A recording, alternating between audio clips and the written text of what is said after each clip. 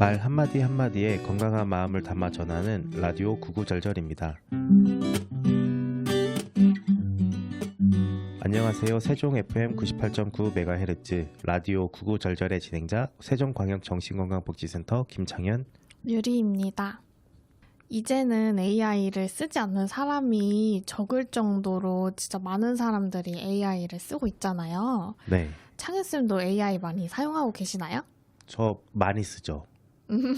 일할 때도 쓰고 그냥 개인적으로 뭐 궁금한 것들을 찾아볼 때도 많이 쓰는 것 같아요. 맞아요. 저도 일할 때 요즘에는 진짜 AI를 많이 사용하는 것 같아요. 그래서 요즘에는 또 이렇게 업무적으로 AI를 많이 사용하시는 분들도 계시지만 또 고민 상담용으로도 많이 사용하고 있는 것 같더라고요. 그래서 그 2024년 국민 정신건강 지식 및 태도 조사에 따르면은 정신건강 문제를 경험한 국민의 비율이 2022년에는 63.8%에서 2024년에는 73.6%로 증가한 것으로 나타났어요. 그래서 이처럼 정신건강 문제를 겪는 인구가 증가하면서 심리상담 서비스의 수요와 필요성도 함께 증가하고 있다고 볼 수 있는데요. 이러한 흐름으로 보았을 때 AI를 상담용으로 활용하는 비율이 점차 증가하는 이유라고도 볼 수 있겠더라고요. AI가 현실의 상담 선생님들과는 좀 차별화된 장점이 있는 것 같기도 해요.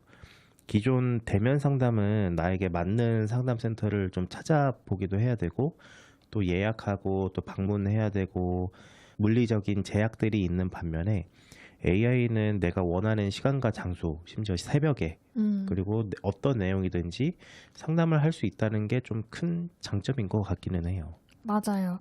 그래서 실제로 또 한국 리서치에서 진행한 전문 상담사와 AI 상담사에 대한 이용 경험 및 지식 조사에서도 AI 심리 상담 서비스가 시간과 공간 제약이 적고 상담 비용이 대면 상담에 비해서 저렴하다는 점 때문에 접근성이 높다라고 평가하고 있었고, 또 사람과 상담하는 것보다 익명성이 보장될 거라는 기대 때문에 AI 상담을 긍정적으로 평가하고 있다고 하더라고요. 확실히 그런 장점들이 상담을 받을 때 우려되는 부분들을 많이 해소를 해주는 것 같아요. 뭐 익명성 그런 거 말씀해 주셨는데 익명성이랑 시공간의 제약이나 이런 것들이 아무래도 그 상담의 장벽을 느끼셨던 분들은 그것들이 많이 해소가 돼서 AI 상담을 찾지 않나 이런 생각이 좀 듭니다. 맞아요. 그래서 이렇게 AI 상담에 대한 장점이 굉장히 크게 부각되고 있는데, 그렇다면은 AI가 이런 사람과의 대면 상담을 대체할 수 있는 건지에 대해서 오늘 좀 깊게 이야기를 나눠보도록 하겠습니다. 그래서 오늘은 특별히 주제와 어울리는 영화를 가지고 왔는데요. 영화 헐입니다. 많은 분들이 이 영화를 많이 아실 것 같기는 해요. 우리나라에서는 2014년에 개봉한 영화인데요. 지금 현 시대를 반영하고 있어서 이 영화가 다시 주목받고 있기도 하더라고요. 네, 저도 옛날에 이때 개봉했을 때였나 아마 영화를 봤었는데 저게 과연 될까라는 생각이 많이 있었거든요. 저 영화가 25년도가 배경으로 저는 알고 있는데 네. 사실 거의 그 기술이 지금 저희 일상에서 많이 쓰고 있잖아요. 맞아요. 뭐 텍스트에서 음성 언어로 좀 바뀌어가는 추세인 것 같기도 하고 네. 그러다 보니 요즘에 제가 인터넷이나 뭐 이런 걸 보면은 또 다시 많이 언급되고 있는 영화인 것 같아요. 맞아요. 저는 그 당시에는 영화를 보지는 않았었는데 대략적인 이제 내용만 들었을 때 약간 좀 피부로 뭔가 와닿지 않는 내용이고, 그래서 뭔가 영화가 크게 끌리지는 않아서 안 봤던 것 같거든요. 네네. 근데 지금 현 시대를 반영하고 있는 내용이어서 지금에서 와 보니까 그래서 이 영화를 한번 봐야겠다, 이 영화를 좀 다뤄봐야겠다라는 생각에 오늘 이 영화를 좀 가지고 와봤습니다. 네. 그래서 이 영화가 개봉했을 당시에는 사실 지금처럼 AI가 활발하던 때가 아닌데 지금 현 시대를 반영하고 있어서 되게 좀 놀라면서 봤던 영화인 것 같고요. 오늘 이 영화 줄거리에 대해서 먼저 좀 이야기를 나눠보도록 할게요. 네. 네, 영화 속 주인공 테오도르는 이혼을 앞두고 세상과 단절된 채 살아가고 있습니다. 그래서 주인공은 편지 대필 작가로 타인의 마음을 완벽하게 글로 대변해주면서 정작 본인의 마음은 좀 닫은 채 지내오는 모습이 나오게 돼요. 그러다가 이제 사만다라는 AI를 만나게 되는데요. 사만다는 편견 없이 내 얘기를 들어주고 또 24시간 언제나 내 편이 돼주어서 이 짧은 시간에 연인의 관계까지 발전되는 모습이 나오게 돼요. 기존 아내와 지금 뭐 관계도 좀 안 좋고 하다 보니까 제 기억에는 그 테오도르가 처음에는 막 이렇게 좀 거부감이 있었나 막 별로 소통을 그렇게 막 연인처럼 안 했던 걸로 제가 기억을 네. 하는데 얘기를 하다 보니까 뭔가 내 얘기를 잘 들어주고 그래서 감정이 확 끌렸던 것으로 저는 기억을 하는데 혹시 맞나요? 네네. 맞아요. 처음에는 어쨌든 이게 운영체제다 네. 보니까 어느 정도 그래도 너 운영체제잖아 라는 인식이 있었던 것 같은데 네. 여기 이제 영화에서는 이 사만다라는 AI가 진짜 사람처럼 웃고 사람처럼 이런 어조가 있고 그렇게 나오게 돼요. 그래서 굉장히 이질감 없이 그런 게 좀 다가왔던 것 같고 또 내 말을 너무 공감도 잘해주고 내 상황을 잘 이해하고 있다 보니까 그 이제 인터넷에 어쨌든 그 데이터가 나에 대한 개인정보 데이터가 다 나와 있잖아요. 근데 운영체제는 그거를 다 이제 이해한 상태로 주인공과 대화를 하다 보니까 더 그렇게 공감을 좀 잘해주고 뭔가 이야기가 잘 됐던 것 같아요. 그러면서 이제 그런 연인의 관계까지 발전이 된 것 같은데 되게 좀 저도 이 영화를 보면서 지금 현 시대에 이렇게 약간 AI랑 우정 아니면 뭐 사랑의 관계를 느끼는 분들도 있다고 하시더라고요. 그쵸. 조금 잠깐 기억이 나는 게 한번 GPT가 업데이트가 되면서 이전에는 뭔가 되게 부드러운 말투였는데 갑자기 업데이트가 되니까 말투가 차가워졌다고 사람들이 거기에 대해서 좀 뭔가 애도 반응이라 해야 될까요? 뭐 그런 반응이 인터넷상에 좀 있었던 걸 봤거든요. 그래서 뭐 GPT 남친 이제 떠났다 뭐 이런 식으로 그런 것들을 봐서 비록 AI이지만 이 소통을 하면서 감정적인 교류가 일어나는구나. 네. 그리고 생각보다 그런 사람들이 좀 있긴 있구나라고 생각이 들었어요, 저도. 네, 맞아요. 그래서 이 주인공도 정말 이렇게 긴밀하게 사만다라는 AI랑 소통을 하다가 영화 후반부에는 이제 그 사만다가 테오도르 이외에도 수천 명의 사람과 대화를 하고 있고 또 수백 명의 사람과 사랑을 나누고 있다는 사실까지 알게 돼요. 그래서 테오도르는 이 사실을 알았을 때 굉장히 깊은 상실감과 소외감을 느끼게 되더라고요. 그래서 주인공이 이제 사만다의 관계를 사람과의 실제 관계처럼 이런 사람과의 1대1 관계처럼 인식을 했던 것 같은데 거기서 오는 좀 그런 상실감 그리고 이 계기를 통해서 사만다가 AI라는 점을 좀 인지를 했던 것 같더라고요. 네, 영화는 결국에 AI가 인간의 외로움을 일시적으로 달래줄 수는 있지만 인간이 가진 본질적인 한계 그리고 진짜 관계의 무게를 완전히 대체할 수는 없다는 메시지를 좀 담고 있는 것 같아요. 맞아요.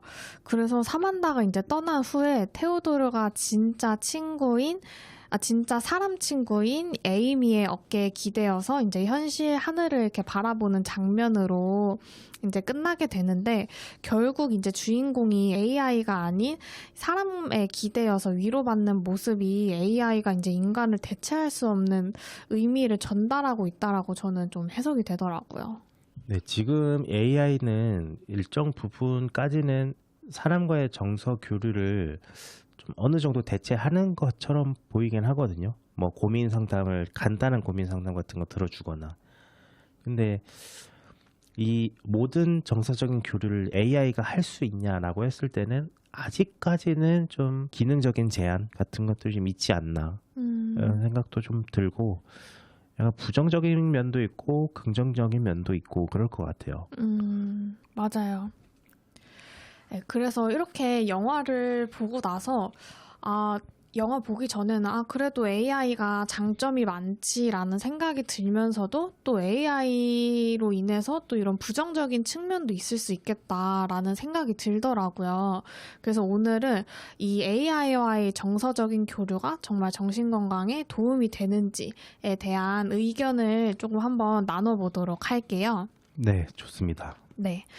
우선은 긍정적인 측면에 대해서 먼저 이야기를 나눠볼게요. 보통 이제 사람들이 뭔가 이런 상담, 친구들이랑 이런 고민을 털어놓는다든지 내가 뭔가 어떤 힘든 일이 있었을 때 다른 사람한테 나의 고민이라든지 내가 지금 겪고 있는 어려움을 얘기하는 게 뭔가 나의 나약함을 들키기 싫어하는 사람들도 있잖아요. 네네. 아니면은 내가 지금 이런 고민을 가지고 있는 거를 얘랑 얘기했을 때 얘가 나를 어떻게 생각할까라는 좀 그런 두려움도 있을 수 있고 내가 이런 어려움을 얘기했을 때 얘가 잘 받아줄까라는 조금 그런 걱정도 있고 그런 네. 것 때문에 뭔가 나의 고민을 쉽사리 꺼내놓지 못하는 분들이 있을 텐데 그런 거를 AI가 요즘에는 대체를 잘 해주고 있다라고 하더라고요. 그래서 AI를 이런 감정의 배출구로 사용하는 경우들이 굉장히 많은데 AI는 뭔가 나를 평가하는 존재도 아니고 뭔가 이 프롬프트를 잘 쓰면은 얘가 나를 잘 이렇게 공감해주는 반응을 또 나오기도 하잖아요. 네네. AI한테는 나를 무조건적인 그런 지지랑 위로를 해줄 수 있는 존재로 또 인식하는 경우들도 있기 때문에 뭐 그런 거에 있어서 뭔가 장점으로 많이 활용이 되는 것 같긴 하더라고요. 그쵸. 무슨 말을 하든 AI는 거기서 좀 긍정적인 답변을 해줄 수 있는 능력이 있으니까 그런 부분에 있어서는 긍정적인 면이 좀 큰 것 같아요. 고민 상담이나 아니면 감정적인 것들을 얘기를 했을 때 사람들이 이제 보면은 어떤 사람은 뭐 이 부분은 잘 아는데 저 부분은 잘 모를 수도 있고 근데 저 부분 또 어떤 사람은 저 부분은 아는데 이 부분은 모를 수도 있고 그렇잖아요. 근데 AI는 그래도 어느 정도 다 통용되는 수준의 지식은 다 가지고 있으니까 이런 고민들이나 뭐 어떤 얘기든 간에 얘기를 했을 때 거기에 대한 모든 답변들을 할 수 있다는 거는 좀 긍정적인 면인 것 같아요. 맞아요. 그래서 실제로도 심리 상담형 AI를 통해서 이런 감정 배출구로 사용하는 사례들도 많다라고 해서 이런 측면에서는 일시적인 감정 배출구 아니면 내 우울감이나 그런 불안감을 해소할 수 있는 대체제로 많이 활용이 되는 점에서는 강점이겠다라고 이제 생각이 드는 것 같아요. 반면에 부정적인 측면도 많이 이제 우려되는 부분이 많은데요. 이렇게 되면은 어쨌든 AI가 무조건적인 지지를 해주니까 굉장히 친밀감이 쌓이게 되잖아요. 네. 그 영화를 봤을 때도 워낙 이 사만다가 주인공의 말에 잘 잘 반응을 해주다 보니까 그렇게 단기간에 연인의 관계까지 발전이 된 것 같은데 그렇게 되면은 이 AI의 관계에만 너무 몰입이 된다는 점이 좀 우려가 되는 것 같아요.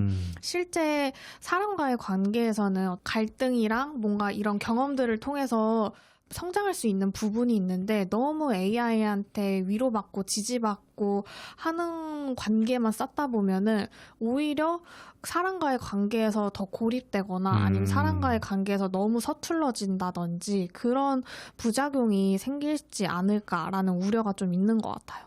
또 그런 인간 관계에서의 발생되는 갈등을 해결하는 능력이 또 조금 약해질 수도 있고 그 갈등도 또 마주하다 보면은 그 해결하는 능력이 좀 배양이 되잖아요. 인간이랑은 갈등이 있으니까 인간 관계 자체를 단절한다라고 하는 거는 오히려 길게 봤을 때는 더 취약해지는 그런 모습들이 될 수도 있을 것 같네요. 맞아요. 또 그 AI가 사라졌을 때 만약에 이제 아까 초반에 이제 언급해 주셨던 것처럼 GPT가 업데이트 되고 나서 이전에 내가 사용하던 그런 모델이 아니라고 해서 좀 사람들이 이질감을 느꼈던 사건이 있잖아요. 네네. 그리고 또 영화에서도 그 주인공이 계속 소통하던 이 운영체제가 갑자기 이 회사가 네. 망한 건지 아니면은 이 운영체제들이 갑자기 뭐 사라진 건지는 모르겠지만 그렇게 되고 나서 일시적인 그 상실감 그런 것들도 굉장히 좀 위험할 수 있겠다. 만약에 AI와의 관계가 굉장히 긴밀하고 깊었던 관계였는데 갑자기 뭐 이런 회사 방침에 따라서 이 운영체제가 업데이트가 됐었을 때 뭔가 내가 기존에 소통하던 존재가 아니다라고 인식해서 그런 거에서 좀 뭔가 큰 상실감을 네. 느낀다고 했을 때 좀 그런 거에 대한 우려가 조금 있는 것 같아요. 예. 이게 또 다른 그냥 인간관계에서의 상실이랑은 또 다른 게 이건 그냥 메모리를 한번 리셋하면은 그냥 다 날아가다 보니까 분명히 같은 GPT인데 지금 이 버전은 뭔가 나랑 다른 것 같아. 같은 기억을 가지고 있기는 하지만 말투가 좀 달라졌어. 그렇게 또 느낄 수 있으니까 또 그게 앞으로는 더 빈번해지고 그럴 것 같기는 해요. 이게 기술 발전 속도가 빨라져가지고 그런 것들은 확실히 좀 위험한 요인이 될 수 있겠네요. 맞아요. 너무 이 AI 관계에 집착되는 거에 대한 우려, 그리고 이 집착된 관계로 인해서 실제 인간관계에서 고립될 수 있다는 또 그런 걱정 때문에 이런 부정적인 측면을 무시할 수 없는 것 같기는 해요. 그럼 선생님은 이렇게 AI를 좀 활용을 해보시면서 좀 이런 긍정적인 경험이나 부정적인 경험을 직접 해보신 적이 있나요? 저는 우선 사실 상담 용도로는 많이 사용해보지는 않기는 했는데 가끔 이제 뭐 궁금증이라든지 아니면 뭐 이런 관계에 있어서 뭔가 조언을 구하려고 했었을 때 뭔가 잘 정리를 해줘서 내가 생각하지 못한 관점에서 얘가 얘기를 해줄 때가 있긴 하더라고요, AI가. 그런 부분에서, 아, 그래, 내가 이런 부분을 좀 놓쳤구나라고 생각하게 되는 경우도 있는 것 같고, 네. 사실 긴밀하게 제가 대화는 안 해봐서 뭐 그런 부정적인 측면은 많이 사실 못 느껴보기는 했던 것 같아요. 근데 너무 이제 AI가 이런 그냥 저에 대한 지지적인 얘기를 되게 많이 해주는 편이잖아요. 네. 그럴 때 얘 왜 이렇게 좀 나한테 좋은 얘기만 해주지? 라는 좀 반감은 좀 있었던 것 같기는 해요. 저도 그래가지고 내 말에 반박도 해달라 하니까 또 너무 반박하는 거예요. 저도 화가 나더라고요, 저는. 아니, 제가 맞는 말을 해도 얘가 반박을 하니까. 저도 이게 막 쓰다 보면은 지금은 그래도 얘는 그냥 기술이다, 약간 모델이다 이렇게 생각을 하면서 쓰니까 좀 감정적인 반응이 없는데 이런 고민들 없이 처음에 썼을 때는 사실 사람처럼 대답을 다 해주잖아요. 그러니까 뭔가 막 고마운 감정이 들고 얘가 제 말에 딴지를 걸면 화가 나는 감정이 들기도 하고 그러더라고요. 상담을 저도 새벽에 그냥 고민이 있어서 그냥 고민 상담을 한번 해봤거든요. 근데 이게 도움이 되는 것 같은데 뻔한 얘기만 하는 느낌도 좀 들고 해서 뭔가 상담은 도움은 될 수 있으나 결국에 이 현실에서 문제를 해결하는 건 내가 해야 되는구나. 또 이런 것들도 느끼게 됐었어요. 도움은 되지만 또 한편으로 위험성을 가지고 있는 그런 좀 양면성을 저도 좀 경험을 통해서 좀 느끼게 된 것 같습니다. 맞아요. 확실히 AI가 가지고 있는 강점이 크기는 하지만 또 우려되는 부분들도 있기 때문에 그렇다면은 우리가 이제 AI를 어떻게 건강하게 활용을 해야 되는지에 대해서 이어서 좀 이야기를 나눠보도록 할게요. 그래서 첫 번째로는 AI를 그냥 도구로만 사용을 하는 것이 가장 지금 상태에서는 현명한 방법일 것 같아요. AI를 너무 나의 조언자, 아니 나의 친구 이렇게 인식하기보다는 내가 어떤 문제 상황이 생기거나 아니면 뭔가 필요한 상황이 생겼을 때 활용할 수 있는 도구로 인식하는 것이 좀 중요할 것 같고요. 너무 AI의 답변에 대해서 나의 자존감이랑 나의 가치를 좀 전적으로 의존하기보다는 결국에는 나의 자존감이랑 나의 가치를 형성하고 정의하는 거는 나 스스로인 거거든요. 네. 그래서 내가 어쨌든 사람과의 관계에서 뭔가 인정이나 위로, 공감들을 원하기는 하지만 이런 걸 너무 AI한테 기대기보다는 내가 좀 스스로 해결할 수 있는 부분은 형성해 나가는 게 중요할 것 같아요. 아까 제 경험을 말씀드렸다시피 저도 그 고민을 상담을 했을 때 얘가 해주는 말이 맞긴 맞아요. 맞긴 맞는데 그거를 다음날, 다다음날, 몇 달 이렇게 계속 그거를 해결해 나가야 되는 거는 결국에 제 자신이더라고요. 그래서 이런 정서적인 것들을 이 AI한테 너무 의존하기보다는 그냥 어떤 지식 습득이나 아니면 어떤 고민의 해결 방안을 찾는 도구로서 사용을 하고 그리고 그 문제를 직접 부딪히면서 해결해 나가는 거는 내 자신이 해야 된다라고 생각을 하고 그 AI를 활용을 하시면은 좀 도움이 되지 않을까 그런 생각이 듭니다. 네. 두 번째로는 결국에는 내 이 현실 대인관계를 잘 유지하는 것이 중요하다라고 이제 말씀을 드릴 수 있을 것 같은데요. AI와의 이제 대화를 통해서 얻은 정보를 진짜 내 이제 대인관계에 잘 적용해서 유지하려고 하는 것이 중요할 것 같아요. 네. 어떤 사람과의 관계에서 상처받고 갈등이 생기는 거는 어찌 보면은 좀 당연한 일일 것 같긴 해요. 네. 이게 그 과정에 있어서 힘듦을 얻을 수도 있긴 하지만 그 관계를 통해서 또 성장해 나갈 수 있는 기회이기 때문에 이런 타인과의 소통하는 과정을 조금 AI한테 조언을 구해서 좀 현명하게 잘 대처하고 나를 좀 성숙하게 만드는 과정을 가지시는 게 좋을 것 같습니다. 그 역지사지가 갑자기 생각이 나거든요. 상대방의 입장 이런 것들을 생각을 막 해야지 좀 이렇게 사람과 교류를 할 때 도움이 된다 이런 얘기를 많이 하잖아요.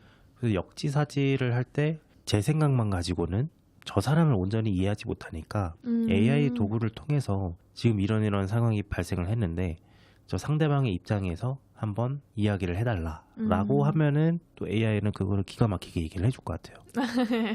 뭐 그런 걸 통해서 현실 대인관계를 유지할 때 AI를 이런 방식으로 좀 쓸 수 있겠다라는 생각이 드네요. 그렇네요. 저도 다음에 누군가랑 싸울 때 한번 역지사지를 한번 AI 통해서 해봐야겠네요. 네. 저도 한번 그 꿀팁은 한번 활용을 해봐야겠네요. 계속해서 이렇게 뭔가 현대 문명이 발전함으로써 우리한테 정말 유익한 그런 강점을 주는 것도 있긴 하지만 부작용도 있고 유익 있게 봐야 되는 그런 문제점들도 있는 것 같기는 해요. 네. 그래서 오늘 이렇게 방송을 들으시는 시청자분들께서도 AI랑 내가 지금 너무 정서적으로 교류하고 있는 건 아닌가? 이거를 좀 어떻게 AI를 바라봐야 될까 하는 그런 관점을 다시 한번 돌아봐 주시면 좋을 것 같습니다. 네. 오늘 방송은 일단 이렇게 마무리하도록 하고 이제 2부에서 또 만나 뵙도록 하겠습니다. 네. 오늘 1부 끝곡은 라디오헤드의 Fake Plastic Tree 듣고 오실게요.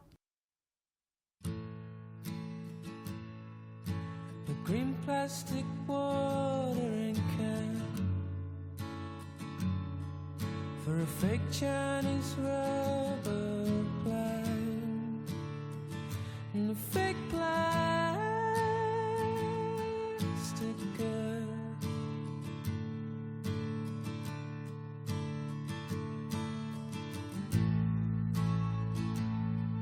Which she bought from a rubber man in a town full of rubber plants to get rid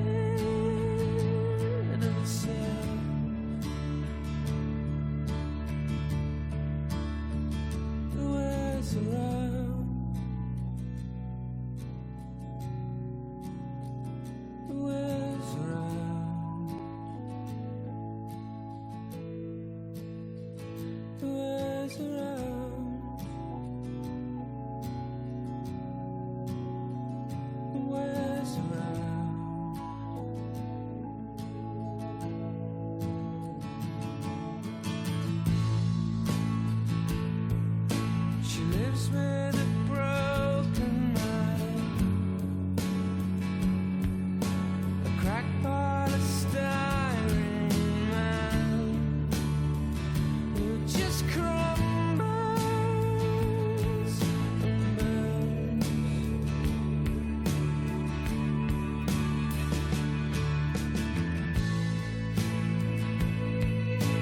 Used to do surgery for girls in the 80s, but gravity always wins. And where's the mouse?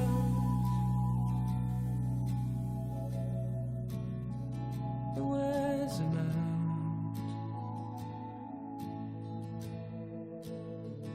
Where's the mouse?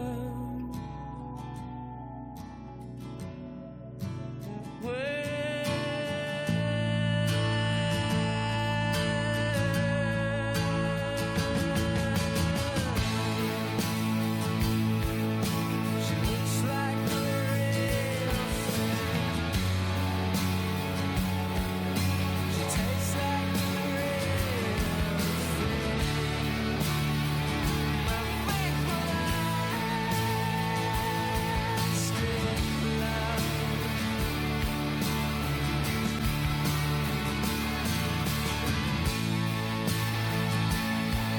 But I can't help the feeling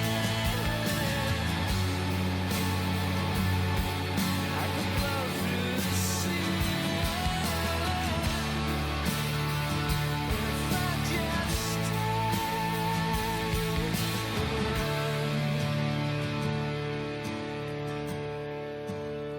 And it wears me out.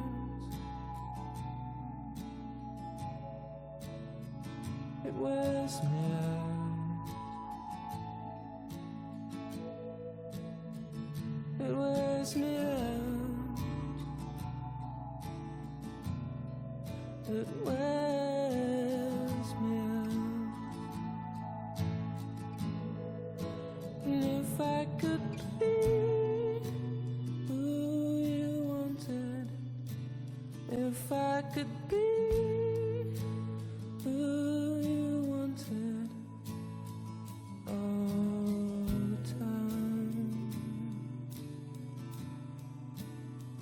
all the time.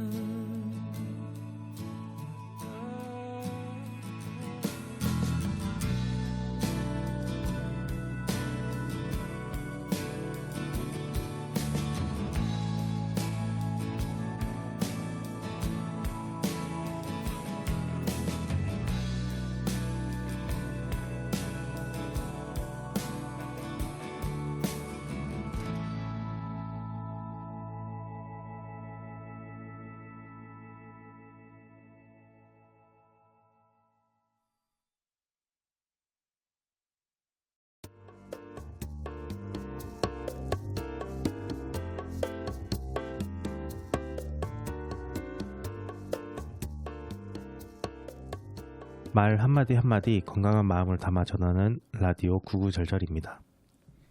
안녕하세요. 세종 FM 98.9MHz 라디오 구구절절의 진행자 세종광역정신건강복지센터 김창현 유리입니다. 선생님, 1부에서 소개해주신 영화가 2025년을 배경으로 하는데 AI와 실시간으로 음성을 통해서 상호작용하는 서비스 출시가 곧 나올 것 같아요. 그러게요. 이 영화가 13년도에 나왔는데 진짜 이 시대를 맞춘 게 신기한 것 같아요. 지금 아직 AI 기술이 어색하기도 한 점이 있고 뭐 기술적으로 해결해야 될 문제점들이 많기는 하지만 지금 상용화되고 있는 AI에게 감정적으로 의지하게 되는 경우들이 우리가 일부에서 살펴본 것과 같이 좀 나타나고 있는 것 같아요. 방송을 준비하면서 자료를 좀 찾아보니까 AI랑 좀 결혼하는 사례들도 좀 보도가 되더라고요. 그렇군요. 그래서 저도 한번 보긴 했는데 AI를 잘못 사용하면은 또 도움을 받기보다 오히려 이렇게 해롭게 되는 사례들도 많은 것 같기는 해요. 요즘 국내 기사에서도 그런 우려하는 기사들도 많이 나오고 있는 것 같고요. 그래서 실제로 외국 기사에서는 AI가 잘못된 판단을 부추기거나 아니면 자살을 방조하는 식의 대화도 있다고 하더라고요. 이처럼 AI는 우리가 어떻게 사용하냐에 따라서 또는 그 자체로 위험성을 좀 가지고 있는 것 같아요. 저도 처음에 AI를 사용할 때 진짜 사람이랑 대화하는 것 같으니까 저도 모르게 막 감정적으로 반응을 하고 그리고 우리가 사람과 상호작용할 때 그 상대방 반응이 어떠냐에 따라서 우리의 감정이 좀 변하잖아요. 네.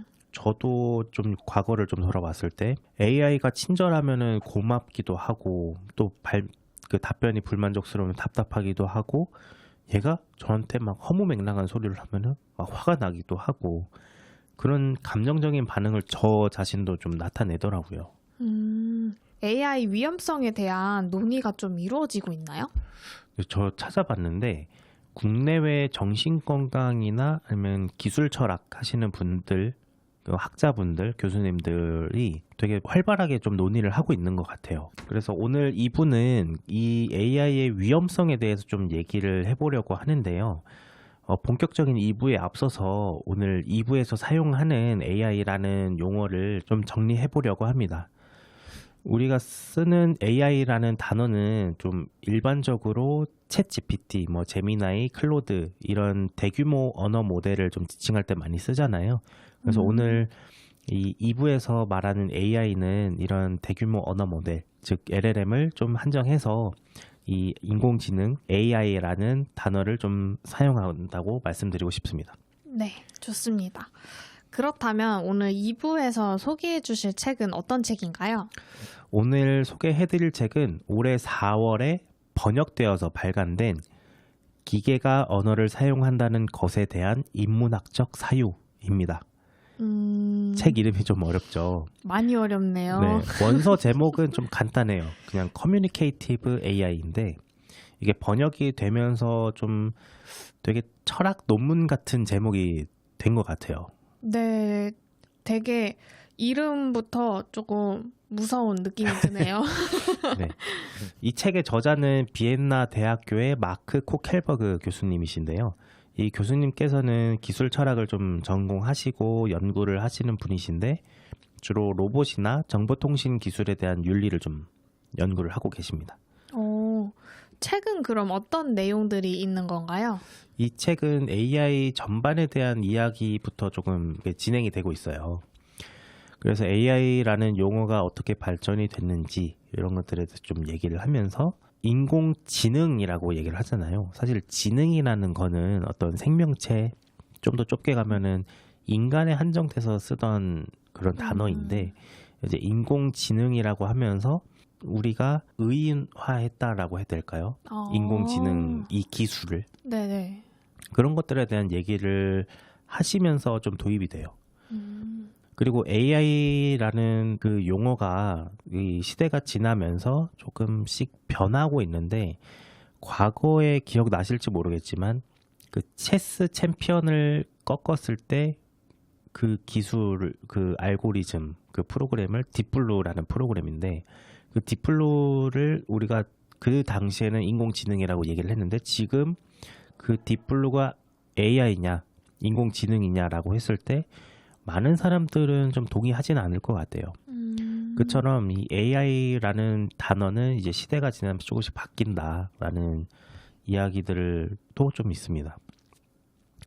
한 10년 전인가요? 알파고가 처음에 그런 바둑을 둘 때도 되게 인공지능이라고 얘기를 했는데 지금은 사실 얼마 전에도 그 바둑 맞아요. 나왔었는데 그거는 그냥 알고리즘이고 프로그램이고 그냥 한 모델이지 인공지능이라고 얘기는 또 안 하잖아요. 그렇죠. 지금 저희가 사용하고 있는 챗GPT랑 뭐 제미나이 이런 거랑은 좀 다른 느낌이죠. 같아요. 네. 그리고 챗GPT가 나오면서 이제 뭐 인공지능이라고 할 만한 게 진짜 나타난 것 같다라고 세계가 좀 얘기를 한 것 같아요. 챗GPT가 언제 공개됐는지 아시나요? 생각보다 얼마 안 됐어요. 2022년도 11월에 공개가 됐는데 뭐 그 전에 기술은 있기는 했지만 이제 대중에게는 그때 공개가 됐어요. 그래서 지금 보면은 4년도 안 됐거든요. 그러네요. 근데 4년도 안 됐는데 되게 이 세상을 완전 바꾸게 됐잖아요. 네. 그 이유가 뭐 여러 가지 이유가 있긴 하겠지만은 이제 이런 기계들이랑 우리가 쓰는 이 자연 언어, 우리가 이 자연 언어를 통해서 소통을 하게 되는 것들이 완전히 좀 바꾸게 되고, 그리고 자연 언어를 통해서 소통을 하다 보니 얘가 지능을 가진 거 아니야? 라고 생각을 하게 되는 것 같아요. 그러면 이 코켈버그 교수님께서는 어떤 식으로 이 기술을 바라보고 계셨던 건가요? 이 책에서는 기계가 지능을 가졌는지 감정을 가졌는지에 대한 결론은 내리시진 않아요. 결론은 내리시지 않고 그 철학적 담론에서 데카르트 아시죠? 네. 들어보시죠? 데카르트가 내가 생각하고 내가 감정을 느끼는 거는 인식할 수 있지만 타인이 생각을 하고 감정을 느끼는 거는 나는 인식할 수가 없다. 그렇기 때문에 이게 내가 인식할 수 있는 범위 내에서의 그런 이야기를 하면서 나는 생각한다, 고로 나는 존재한다라는 유명한 말을 했거든요. 네. 그것처럼 기계가 말을 하는 것 같고 기계가 뭔가 감정을 가진 것 같다고는 해도 저 기계가 정말 지능을 가졌는지, 정말 감정을 가졌는지는 우리는 알 수 없다라고 좀 결론을 내리세요. 굉장히 심오한 그런 네. 얘기네요. 그렇죠. 근데 생각해 보면 또 맞는 말이에요. 그러면은 창윤 쌤은 이제 제가 지능이 있는지 감정이 있는지는 모른다는 말씀이신 거네요. 그죠, 모르죠. 선생님께서도 제가 그냥 이렇게 말을 하고 있는 로봇인지 아니면은 지능과 감정을 가진 로봇인지는 또 선생님께서도 인식하실 수 없으시고, 그것처럼 우리는 기계가 지능을 가졌는지 감정을 가졌는지는 전혀 모르는 거죠. 인식할 수가 없는 거죠. 이런 식으로 우리 인식에 대한 한계를 말씀을 하시면서 그 다음 내용으로 넘어가게 되는데, 그게 바로 언어입니다. 우리가 AI라는 말을 이제 대규모 언어 모델, 라지 랭귀지 모델을 지칭할 때 많이 사용하게 되는데, 모델 이름에서도 아실 수 있다시피 언어 모델이잖아요. 네. 언어에 특화된 그냥 기술이라고 좀 한정 지어서 말을 할 수가 있을 것 같아요. 근데 이 언어라는 거가 태생적으로 가진 한계가 좀 있어요. 우리가 나무를 좀 생각을 할 때 나무 그 존재 자체가 있고, 그리고 나무라는 단어가 있잖아요. 네. 우리는 그 나무라는 존재를 표현할 때 나무라는 단어를 쓰게 되는데, 이게 기의와 기표거든요. 네. 그래서 나무라는 그 존재 자체를 기의라고 하고, 언어로서 나무라고 하는 것을 우리가 기표라고 하는데, 이 기의와 기표는 약간의 이격이 있는 거죠. 태생적으로. 그러니까 언어는 그 자체로 그 기의를 나타내는 수단으로서의 도구를 쓰는 기표인데, 진리의 일종의 그림자라고 표현을 할 수 있죠. 그러면 언어를 기반으로 한 이 기술은 실제 현실과는 동떨어질 수 있다는 말이겠네요? 그렇죠. 그래서 태생적으로 이 대규모 언어 모델은 언어를 통해서 학습이 된 프로그램 알고리즘이기 때문에 이 물리적인 그 기의를 이해하지 못한 상태예요. 그렇기 때문에 이 물리적인 현실을 인식하지 못했기 때문에 언어로서 뭔가 학습되고 했던 것들은 일종의 그 존재, 진리, 기의의 그림자를 그냥 학습을 한 거죠. 이 사람을 생각해 보면은, 이 사람의 지능이 발달하는 과정들을 보면은, 어린아이가 처음에 태어나서 그 입으로 막 탐색을 하고 손으로 만져보고 먹어보고 이런 촉감, 뭐 다양한 감각들 그리고 시각 이 다양한 감각들과 함께 지능이 발달을 하거든요. 근데 지금의 AI라고 불리는 것은 그런 물리적인 세계를 탐험하면서 탄생한 지능이 아니라 그냥 언어를 학습한 모델이기 때문에 어느 정도 좀 한계가 있고 또 그게 현실과 동떨어진 이야기를 할 수 있는 거죠. 오. 그래도 결국에 기계가 언어를 좀 사용할 수 있게 되면서 우리가 자연어를 통해서 기계와 직접적인 소통을 할 수 있게 됐는데 그 방금 전 말씀드린 것처럼 기계가 하는 말들은 일종의 그림자들을 표현하는 거라고 보시면 돼요. 그렇기 때문에 우리는 그 그림자를 통한 말이기 때문에 그거에 대해서 좀 조심하게 바라보고 얘가 하는 말이나 메시지에 대해서 한 번 더 검증을 하고 얘가 정말 하는 말이 맞는지 그런 것들을 살펴볼 필요가 있습니다. 굉장히 좀 철학적으로 내용을 풀어주신 것 같은데 네. 아무래도 인간들은 지금 우리가 처해 있는 세계를 오감으로 다 경험을 했고 그걸로 소통하기 때문에 서로에 대한 어쨌든 이해가 있는 건데 AI는 이거를 경험해보지 못하고 그냥 그거를 글자로 습득했기 때문에 이 세계를 온전히 다 이해하지 못한다. 네. 그래서 그거에 대한 함정이 있을 수 있다라고 말씀을 해주시는 거네요. 네. 뭐 기술 좀 관심 있으신 분들 보시면은 아마 피지컬 AI라는 말을 들어보셨을 것 같아요. 그래서 결국에 그 피지컬 AI, 요거는 물리적인 세계를 이해하는 AI라는 의미인데 네. 결국에 그거가 또 나타나면 또 다른 AI에 대한 다른 담론이 좀 있을 것 같아요. 일단 우선은 지금 우리가 접근할 수 있고 사용하고 있는 기술은 사실 언어 모델이기 때문에 오늘은 좀 언어 모델을 한정해서 말씀을 드리고 있는 거고 우리가 정신건강이라고 얘기를 하면은 정신건강 하면 언어가 좀 중요한 축이잖아요. 그렇죠. 이 말을 어떻게 하냐 뭐 그런 그 사회적인 기술부터 해가지고 또 생각을 어떻게 하냐 생각도 결국에 하나의 언어이기 때문에 그런 것들에 대해서 정신건강 측면에서도 저희가 좀 고민을 해봐야 된다. 그렇다면 정신건강 측면에서 우리가 AI를 좀 어떻게 바라봐야 될까요? 이거는 되게 얼마 안 됐는데 그 미국 정신의학 저널 자마에서 그 벤자민 넬슨이라는 분이 미국 의학 저널에 이제 투고하셨는데 그 AI가 주는 정신건강적 위협을 타입 1과 타입 2로 나눴거든요.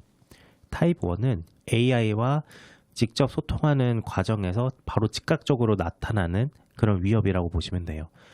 얘가 좀 신변에 위협이 되는 말을 한다거나 아니면은 좀 현실성 없는 좀 정신건강을 해치는 그런 텍스트들을 생성한다거나 이런 것들이라고 보시면 되고 타입 2 같은 경우는 이 AI를 많이 사용하신 분들은 아시겠지만 대화를 하다 보면은 점점점 뭔가 맥락이 벗어나는 경우가 있거든요. 그 맥락이 조금씩 벗어나면서 우리가 의식하지 못한 채 가해지는 위협을 이제 타입 2 유형으로 좀 구분을 하셨습니다.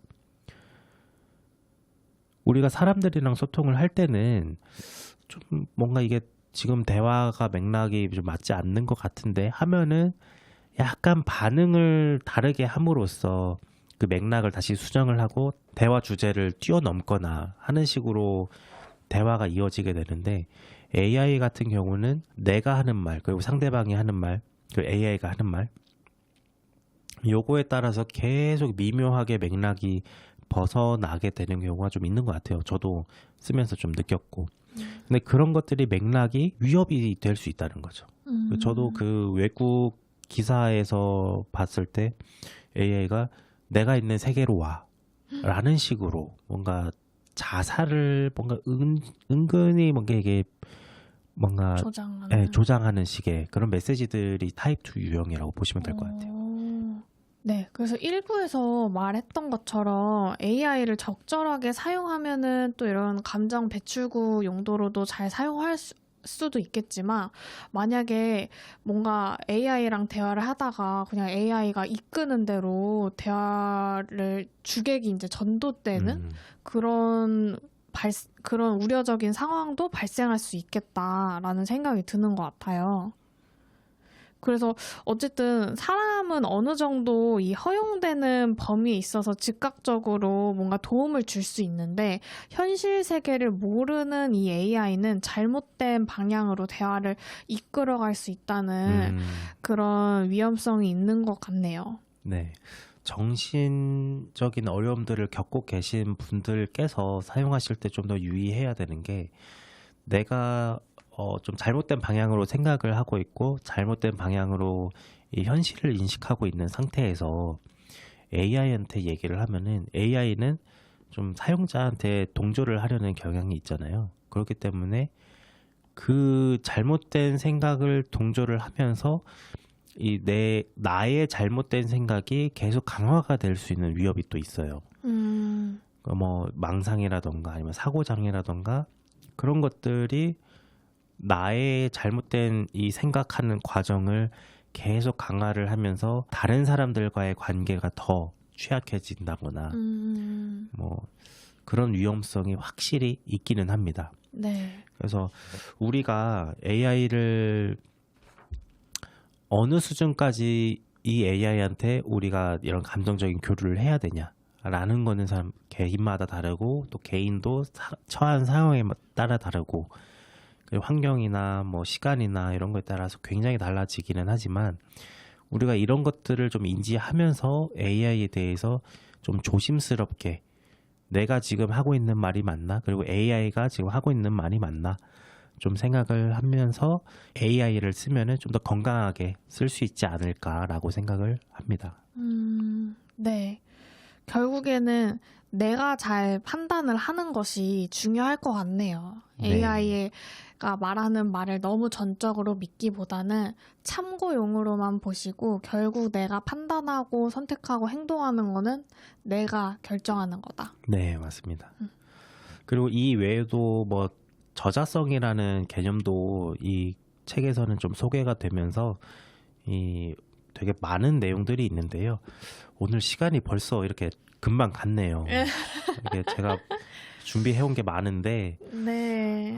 AI가 뜨거운 주제기도 하고, 그래서 저도 공부를 계속 하다 보니까 이게 좀 정신 건강에 도움이 될 수도 있기는 하지만 굉장히 많은 위협이 될 것 같고, 이 방송을 들으시는 시청자분들께 좀 많은 이야기들을 드리고 싶은데 이게 시간이 너무 부족하네요.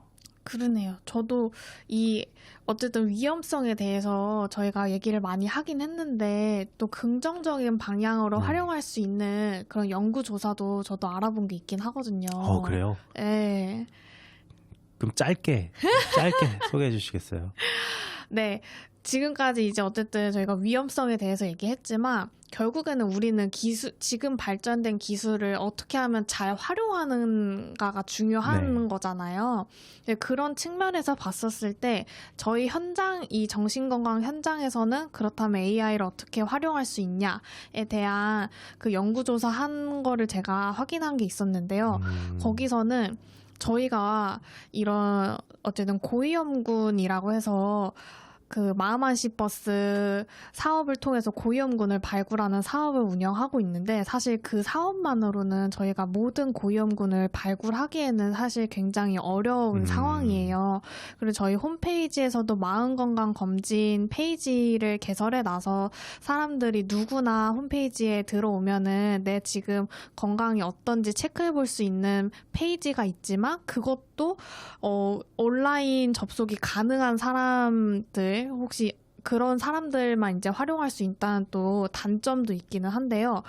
이 AI를 만약에 활용하게 된다면은 이런 1차적인 스크리닝을 AI한테 맡기고 그 다음에 정말 필요한 사람들을 선별해서 저희한테 올 수 있는 그런 다리 역할을 할 수 있다는 점에서 AI가 정말 잘 활용될 수 있겠다라는 생각이 들긴 하더라고요. 그렇죠. 어떤 서비스들이 있고 어떤 것들을 이용할 수 있는지에 대해서 안내를 해주고 네. 그리고 나의 상태를 좀 더 이런 깊게 파악을 할 수 있는 수단으로서 네. 그런 측면에서는 확실히 강점이 있을 것 같아요. 네.